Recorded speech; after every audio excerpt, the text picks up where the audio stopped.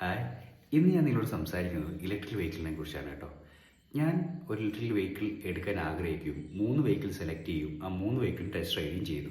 ഒന്ന് ഓലയുടെ base model, ചേതക്കിൻ്റെ ബേസ് മോഡൽ, ഏതലിൻ്റെ ബേസ് മോഡൽ. ഈ 3 വെഹിക്കിളും എക്സ്പീരിയൻസ് അപ്പോൾ ഓല ഞാൻ പൂർണ്ണമായിട്ട് ഒഴിവാക്കാനുള്ള കാരണം എന്ന് വെച്ചാൽ സർവീസ് ഫെയിലിയറാണ്. അവരുടെ സർവീസുമായിട്ട് ബന്ധപ്പെട്ട് ഒരു കസ്റ്റമർ സാറ്റിസ്ഫൈഡ് അല്ല. ചേതക്ക് വണ്ടി ടെസ്റ്റ് റൈഡ് ചെയ്തപ്പോൾ അതിൻ്റെ ഹാൻഡിലും നമ്മുടെ ഒരു ഹൈറ്റുള്ള ഒരാളുടെ മുട്ടും തമ്മിലുള്ള ക്ലിയറൻസ് ഏരിയ വളരെ കുറച്ചായിട്ട് എനിക്ക് തോന്നിയിട്ടുണ്ടായിരുന്നു. മേ ബി അത് ചിലപ്പോൾ എന്നെ തോന്നിച്ചായിരിക്കാം, ഞാൻ അതിൽ സാറ്റിസ്ഫൈഡ് അല്ല. അതുകൂടാതെ ആ കമ്പനി ഓഫർ ചെയ്യുന്ന വാറണ്ടി ഒരു 5 വർഷമായിരുന്നു. അതുകൊണ്ട് അതിനെ ഒഴിവാക്കി.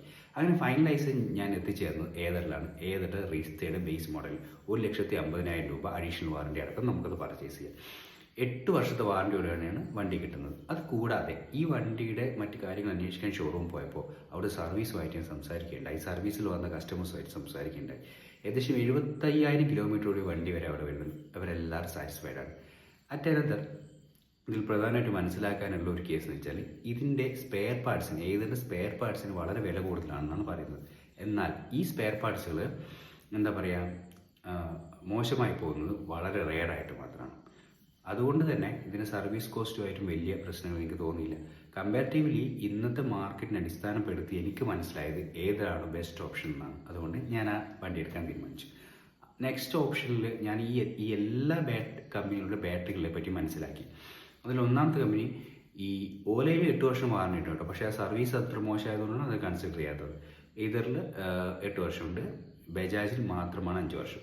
ഓക്കെ, അപ്പോൾ ഏത് കമ്പനിയുടെയും വാറണ്ടി പീരീഡ് കഴിഞ്ഞു കഴിഞ്ഞാൽ നമ്മളൊരു പുതിയ ബാറ്ററി വാങ്ങിച്ച് ഇൻസ്റ്റാൾ ചെയ്യേണ്ടി വരികയാണെങ്കിൽ വണ്ടിയുടെ 70% മുതൽ 65%, 65-70% ബാറ്ററി കോസ്റ്റ് വരും.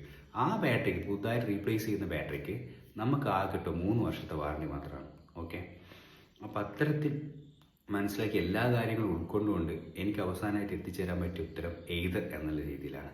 ഇന്നത്തെ കറണ്ട് കണ്ടീഷനിൽ ഏറ്റവും നല്ല സർവീസ് ഓഫർ ചെയ്യുന്നതും പെട്ടെന്ന് തന്നെ നമുക്ക് സ്പെയർ പാർട്സ് അവൈലബിൾ ആവുന്നതും അതുപോലെ തന്നെ റോഡ് അസിസ്റ്റൻസ് ഉണ്ടല്ലോ, നമ്മൾ ഏതെങ്കിലും രീതിയിൽ പല വഴിയിൽ കുടുങ്ങി പോകുക അങ്ങനത്തെ പ്രശ്നങ്ങളൊക്കെ വരുമ്പോൾ അവർ സർവീസും ബെസ്റ്റാണെന്നാണ് എനിക്കറിയാൻ പറ്റിയത്. അതുകൊണ്ട് നിങ്ങൾ നന്നായിട്ട് നിങ്ങളുടെ ഏരിയയിൽ ഏത് ഷോറൂമും മറ്റു കാര്യങ്ങളൊക്കെ ചെക്ക് ചെയ്തിട്ട് വണ്ടി എടുക്കുന്ന സമയത്ത് പൂർണ്ണമായിട്ട് ഇത്തരം കാര്യങ്ങൾ മനസ്സിലാക്കിയിട്ട് മാത്രം എടുക്കുക. ഏതാണ് എൻ്റെ അഭിപ്രായത്തിൽ ഏറ്റവും ബെറ്ററായിട്ട് എനിക്ക് മനസ്സിലാക്കാൻ സാധിച്ചത്. Thank you.